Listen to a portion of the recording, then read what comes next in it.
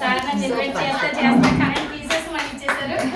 Okay, మీ అందరికీ కూడా నా హృదయపూర్వక ధన్యవాదాలండి. ఈ మీటింగ్ పిలవగానే వచ్చి కూర్చుని ఏం జరుగుతుందని వినడానికి ఫస్ట్ ఆఫ్ ఆల్ ఇష్టపడ్డారు.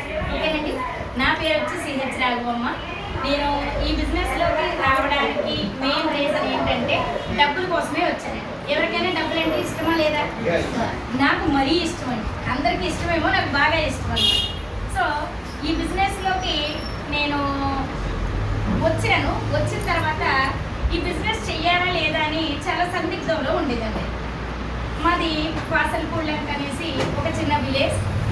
నేను ఇందులోకి వచ్చిన తర్వాత నేను చేసిన పని ఏంటంటే కొన్ని మిస్టేక్లు చేశాను ఈ బిజినెస్లోకి వచ్చిన తర్వాత. ఈ మిస్టేకులు కొంచెం కొంచెం సరి చేసుకునేసరికి 5 సంవత్సరాలు టైం పట్టింది. అర్థమవుతుందండి? మరి నేను ఏం మిస్టేక్లు చేశానో ఇప్పుడు మీకు చెప్తాను. మీరు చేయకుండా ఉంటే చాలు, మీరు 1 ఇయర్లోనే సక్సెస్ అవ్వచ్చు. చేస్తారా? ఇప్పుడు నేను ఈ బిజినెస్లోకి వచ్చిన తర్వాత నా ప్లాన్ ఏం చెప్పేవారంటే మీటింగ్లకి రండి మేడం అనేవారు. నేను వెళ్ళేదాక అది మీరు చేయకూడదు. మీరు మీటింగ్కి రమ్మండి, ఏం చేయాలండి? రావాలి. ఓకేనండి, నేను అలా కొంచెం కొంచెం బిజినెస్ బిల్డ్ చేసుకుంటూ ఉండగా ఒకరోజు బ్రాంజ్ డైరెక్టర్ అయ్యానండి. నేను నా ఇంట్లో కావాల్సిన సరుకులు కొనుక్కుంటే నాకు వచ్చిన ఇన్కమ్ ఎంతంటే 90 రూపాయలు. బ్రాంజ్ డైరెక్టర్ అయ్యాను. బ్రాంజ్ డైరెక్టర్ ఎలా అయ్యాను అంటే మా అప్లైను ఆయన లెవెల్ అచీవ్మెంట్ కోసం కొంత నాకు చేస్తే నేను కొంత చేసుకున్నాను. అప్పుడు బ్రాంజ్ అయ్యాను. 3000 వచ్చిందండి. బ్రాంజ్ అయిన తర్వాత 3000 వచ్చింది. ఆ డబ్బులతో పాటుగా మళ్ళీ కరోనా కూడా వచ్చింది. మీటింగ్లన్నీ బంద్. ఓకేనండి, కరోనా టైంలో మీటింగ్లు జరిగాయా? ఎవరు కొంచెం డిస్టెన్స్ మామూలుగా నిలబడితేనే డిస్టెన్స్ పాటించుకున్నారు. ఈ టైంలో అప్పుడే జూమ్ మీటింగ్లు పరిచయం అయినాయండి. అంతవరకు జూమ్ అంటే ఏంటో తెలియదు. ఈ జూమ్కి ఇన్ టైంలో అటెండ్ అవ్వకపోతే అక్కడ కొన్ని మెంబర్స్ అని ఉంటుంది, అది కొంచెం అయిన తర్వాత అటెండ్ అయ్యడానికి అవ్వలేదు. తర్వాత మళ్ళీ లాక్డౌన్ అయిపోయింది, మళ్ళీ రీఓపెనింగ్ చేశారు, మళ్ళీ మీటింగ్లు స్టార్ట్ చేశారు. ఆ తర్వాత నేను సిల్వర్ అయ్యానండి. 15,000 రూపాయలు ఇన్కమ్ వచ్చింది. తర్వాత ఇంకొంచెం జర్నీ చేస్తూ ఉండగా స్టార్ డైరెక్టర్ అయ్యాను. ఒక బూట్ క్యాంప్కి వెళ్ళాను. ఆ బూట్ క్యాంప్ నాకు బాగా నచ్చింది. అందులో ఒక వ్యక్తి మాట్లాడుతున్నారు, నేను ఒక పూట భోజనం తిని నా జీవితాన్ని గడిపాను. ఎందుకంటే మా నాన్నగారు చనిపోయిన తర్వాత మాకు పని చేయడానికి ఏమీ లేక కళ్ళరింపులతో పని చేసుకుంటూ నేను ఒక పూట భోజనం తినేవాడిని, ఒక పూట ఫస్ట్ ఉండేవాడిని. మా అమ్మ చెల్లిని పోషించుకుంటూ ఉండగా నేను ఈ వెస్టేజ్ బిజినెస్ టేకప్ చేసి ఇప్పుడు 3 లక్షలు సంపాదిస్తున్నాను. ఇప్పుడు కూడా ఒక పూటే భోజనం చేస్తున్నాను అని చెప్పారు. ఆ మాట కనెక్ట్ అయ్యిందండి. ఆ ఒక్క పూట భోజనం అనాథ పిల్లలకి నేను ఇస్తున్నాను అని చెప్పారు. నేను ఆ మాటకి కనెక్ట్ అయ్యి ఈ బిజినెస్ ఫుల్గా టేకప్ చేయడం జరిగింది. అంతవరకు ఆకతాయితనంగా చేశాను. ఇప్పుడు ఆ మీటింగ్ ఎప్పుడైతే నాకు కనెక్ట్ అయిందో అక్కడి నుంచి సీరియస్గా చేయడం మొదలుపెట్టానండి. ఆ తర్వాత థాయిలాండ్ ట్రిప్ వచ్చింది. థాయిలాండ్ వెళ్ళాము. థాయిలాండ్లో ఉండగా అప్పుడు నాకు చెక్ వచ్చిందండి. అప్పటి వరకు నా చెక్ ఎంతంటే 15-20 మధ్యలో తిరిగేది. థాయిలాండ్ వెళ్ళి నేను ఈ మీటింగ్ ఎప్పుడైతే ఫుల్గా నమ్మానో అప్పుడు 20,000 నుంచి అమాంతంగా నా చెక్కు 43,000 వెళ్ళింది. 43,000 వెళ్ళిన తర్వాత నాకు నేనే ప్రశ్న, నేను చదివింది డిగ్రీ, మా ఊరు చాలా విలేజ్, ఎందులో చేసినా సరే 43,000 ఇస్తారండి. నాకంటే ఎక్కువ చదివిన వాళ్ళు ఇంకా తక్కువ డబ్బులు సంపాదిస్తున్నారు, అడ్జస్ట్మెంట్ అవుతా ఉన్నారు. 43,000 నాకు చాలా ఎక్కువ అని అనిపించింది. అక్కడి నుంచి మళ్ళీ ఫుల్ ప్లేజ్డ్గా టేకప్ చేస్తే 40 నుంచి 70 మధ్యలో తిరుగుతూ ఉండేది నా చెక్. ఈ 70 మధ్యలో తిరిగినప్పుడు నాకు మళ్ళీ నా అప్లైన్కి నేను కాల్ చేస్తే ఆయన చెప్పిన మాట ఏంటంటే, మేడం స్టార్ డైరెక్టర్ అయ్యారు, కార్ తీయండి, కార్ తీస్తే పెరుగుతుందంటే కార్ తీసానండి. కార్ తీసిన తర్వాత 70 నుంచి మళ్ళీ 92,000కి వెళ్తాయి. ఈ 92,000కి ఎప్పుడైతే వెళ్ళిందో ఇంకా కొంచెం సీరియస్నెస్ వచ్చింది. ఆ తర్వాత సార్ చెప్పిన మాట ఏంటంటే, మేడం మీ అండర్లో కార్ తీశారు, మీరు కింద వాళ్ళకి కార్ ఇప్పించారు. ఈ బిజినెస్ ఒకే రూల్లో నడుస్తుంది. మనకు ఒకటి వస్తుంది, అది మళ్ళీ మన కింద 6కి ఇప్పించాలి. ఓకేనండి, మనకి 10,000 వచ్చిందనుకో, మన కింద 6కి 10,000 ఇప్పించామనుకో మనకి 40,000 అవుతాయి. ఓకేనండి. తర్వాత మనం కార్ తీసుకున్నామనుకో, మన కింద వాళ్ళకి కార్ ఇప్పించామనుకో 1,00,000 రూపాయలు వస్తాయి. సింపుల్.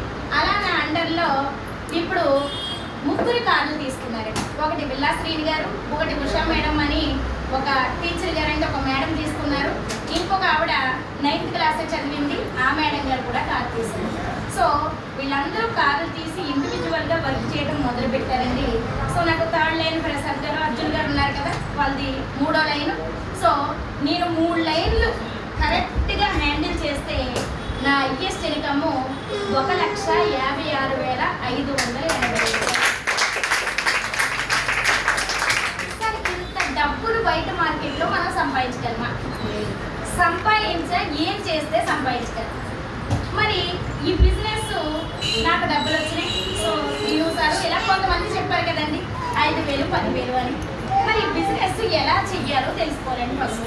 ఓకేనా? ఈ బిజినెస్ ఎలా చేయాలంటే 3 కేటగిరీలా డివైడ్ చేయాలి. ఓకేనండి? ఒకటి తల, 2 బాడీ, 3 కాళ్ళు, ఇలా డివైడ్ చేసుకుని చేద్దాం. ఇప్పుడు సరే, తల లేకుండా ఈ 2 ఉంటే పనిచేస్తాయా? పోనీ ఈ తల కాళ్ళు ఉన్నాయి, మధ్యలో మొండో లేదు, బతుకుతామా? పోనీ తుంటు వరకు కిందకి లేదు, బతుకుతామా? సరే, ఈ 3 మనకి మనిషికి ఎలా ఇంపార్టెంటో ఈ బిజినెస్ చేయడానికి కూడా ఒక 3 అయితే ఉన్నాయండి, 3 పద్ధతులు అయితే ఉన్నాయి. ఈ 3 పద్ధతులు పాటిస్తే చాలు. ఓకేనండి? ఒకటి, కంపెనీ గురించి పూర్తిగా తెలియాలి. ఓకేనండి?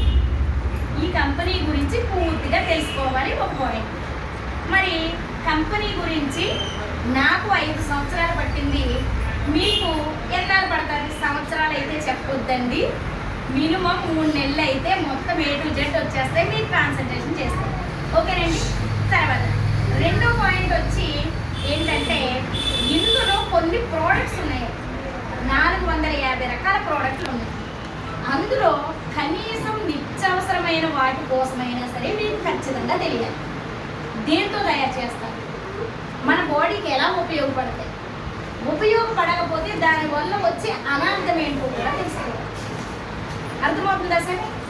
తర్వాత 3వ పాయింట్, డబ్బులు ఎలా వస్తాయి, బిజినెస్ ప్లాన్. 3వది బిజినెస్ ప్లాన్. ఈ బిజినెస్ ప్లాన్లో డబ్బు గురించి ఉంటారు. ఎవరి దగ్గరికి వెళ్ళి పనిచేస్తే ఎక్కువ డబ్బు వస్తుంది, ఎవరి దగ్గరికి వెళ్ళి పనిచేస్తే తక్కువ డబ్బు వస్తుందో దానికోసం కూడా క్లారిటీగా తెలుసుకోవాలి. ఓకేనండి? ఈ 3 తెలుసుకుంటే సరిపోదు. ఒక్కొక్క దానికి 1 నెల టైం తీసుకుందామా సార్? నెల అర్థమవుతుందండి? సరే, ఎన్నో పనులు మనం ఏదైనా ఇంట్రెస్ట్ అయిన పని ఉందనుకోండి, 5 రోజుల్లో 10 రోజుల్లో నేర్చేసుకుంటూ ఉంటారు. ఇప్పుడు జెంట్స్ ఉన్నారండి, కార్ డ్రైవింగ్ ఇష్టమని, సరే 3 సంవత్సరాలు నేర్చుకుంటారా? 3 నెలల్లో నేర్చేసుకుంటారా? కొంతమంది టాలెంటెడ్ పర్సన్స్ 5 రోజులు 10 రోజుల్లో కూడా నేర్చేస్తున్నారు. సీనియర్ అంటున్నారు. ఎందుకని? వాళ్ళ ఇంట్రెస్ట్, ఇది నేర్చుకోవాలి, ఇది చేయాలనే ఇంట్రెస్ట్. ఓకేనండి? అలాగే కొంతమంది కొన్ని ఇష్టం. అలా మనం ఇష్టపడి చేస్తే సార్ తొందరగా వస్తుంది. ఏ పని కష్టంతో చేస్తే చాలా టైం పడుతుంది. అవునండి? ఇప్పుడు ఇష్టపడి చేయడానికి సింపుల్ టెక్నిక్ అండి. ఫస్ట్ కంపెనీ కోసం తెలుసుకోవాలని చెప్పాను కదా, నేను కొంచెం చెప్తాను, మిగిలింది మీరు ఇంటికి వెళ్ళి సెర్చ్ చేయండి. ఒక 2 నెలలు 3 నెలల పాటు మీటింగ్ వస్తే ఎవరో ఒకరు ఏదో కొత్త పాయింట్ చెప్తూ ఉంటారు. కంపెనీ కోసం మీకు పూర్తిగా తెలుసుకోవాలి. అలాగే ప్రోడక్ట్ కోసం కూడా నేను సింపుల్గా మీకు ఫండమెంటల్ గుర్తుపెట్టుకునేలా చెప్తున్నాను. మన కంపెనీ 2004లో స్టార్ట్ అయింది. రాసుకునే వాళ్ళంటే రాసుకుంటాం. ఓకేనండి? జూన్ 2వ తారీఖున స్టార్ట్ అయిందండి. ఈ కంపెనీ ఫస్ట్ గుండా ఎలా స్టార్ట్ చేసిందంటే 6 వ్యక్తుల్ని జాయిన్ చేసుకుని స్టార్ట్ చేసిందండి. ఈ 6 వ్యక్తులు సంవత్సరం అంత 6 వ్యక్తులు కదండి. ఈ 6 వ్యక్తులు మళ్ళీ ఏం చేయాలి? కింద 6 జాయిన్ చేసుకోవాలి కదా. ఈ 6 అలా జాయిన్ చేసుకుని వాళ్ళు కొన్న ప్రోడక్ట్లు సంవత్సరం వచ్చేసరికి 5 కోట్లు అయిందండి. అర్థమవుతుందా? 5 కోట్ల బిజినెస్ జాయిన్ అయిన ఫస్ట్ సంవత్సరంలో మన కంపెనీ చేస్తుంది. ఓకేనండి? అప్పుడు 2 బ్రాంచ్ ఆఫీసులే ఉన్నాయండి. ఒకటి ఢిల్లీ, 2 ముంబై. ఓకేనండి? ఈ 2 బ్రాంచ్ ఆఫీసులతో 6 వ్యక్తులతో 2 బ్రాంచ్లతో స్టార్ట్ చేసిందండి. ఎన్ని ప్రోడక్ట్లతో స్టార్ట్ చేసిందంటే 10 ప్రోడక్ట్లు. అర్థమవుతుందండి? గుర్తుంటుంది కదా.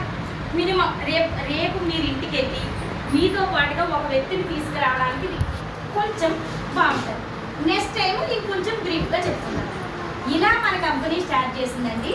ఇప్పుడు 6 వ్యక్తులు కాస్త 3,500 కోట్ల మంది మన కంపెనీలో ఉన్నారు. అర్థమవుతుందండి. ఇప్పుడు బ్రాంచ్ ఆఫీసులు 2 అన్నాం కదండి. ఈ 2 బ్రాంచ్ ఆఫీసులు 450 బ్రాంచ్ ఆఫీసులు అయినాయి. పెరిగినాయా లేదా? అప్పుడు 5 కోట్లు చేస్తుంది కదండి. ఇప్పుడు 5,000 కోట్లు టర్న్ ఓవర్ అయితే జరుగుతుంది. మరి అప్పటి నుంచి ఇప్పటికి పెరిగిందా లేదా? ఇప్పుడు పెరుగుతూ ఉంది అంటే అది మంచిదా చెడ్డదా? సార్ మంచిది కాకపోతే మనం వాడతామా? అంతెందుకండి, మనం ఒక బిర్యానీ తిన్నాం ఒక షాప్కి వెళ్ళి. ఆ సారు ఏదో ఒక మంచి షాప్కి వెళ్ళి బిర్యానీ తీసుకున్నారు. సార్ బిర్యానీ తింటారా మీరు? ఇప్పుడు ఆ బిర్యానీ షాప్లో చూస్తే చాలా అందంగా ఉంది, తిన్న తర్వాత పరమ చండాలంగా ఉంది. మీ బెస్ట్ ఫ్రెండ్ ఆవిడకి చెప్పారు. ఇప్పుడు ఆవిడ వెళ్ళడానికి సిద్ధపడింది. మీరు ఏం చెప్తారు?